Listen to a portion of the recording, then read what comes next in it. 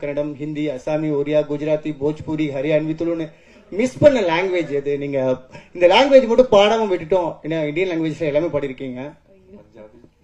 பஞ்சாபியும் பாடியிருக்கேன். ஆமா, எந்த language miss பண்ணிட்டீங்க? குஜராத்தி பாடலன்னு நினைக்கிறேன். சரி, இன்னொரு கேள்வி. நீங்க எது பாடினாலும் அந்த வார்த்தைகள் ஸ்பஷ்டமா இருக்கும். அந்த லாங்குவேஜ் வந்து அவ்வளவு உணர்ந்து பாடுவீங்க. என்ன லாங்குவேஜ்ல எழுதி பாடுவீங்க ஜெனரலா? நான் இப்ப எனக்கு தமிழ் எழுத படிக்க தெரியும், தெலுங்கு நான் எழுதி படிப்பேன், ஹிந்தியும் நான் வரும்போதே எங்களுக்கு கேரளாவில் ரொம்ப மஸ்டா ஹிந்தி கத்துக்கணும் எல்லாரும். அதனால ஹிந்தி எழுத படிக்க தெரியும், பேசதான் வராது. என்னன்னு அந்த பழக்கம் இல்லாதனால என்னோட புக்கில நான் எழுதிக்கும் போது நான் மலையாளத்துல தான் எழுதுறேன். எனக்கு இன்னும் மோர் ஈஸியர். அதனால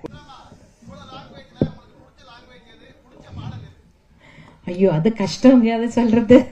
எனக்கு வந்து புது புது லாங்குவேஜஸ் ட்ரை பண்றது, லேர்ன் பண்றது எனக்கு பிடிக்கும்.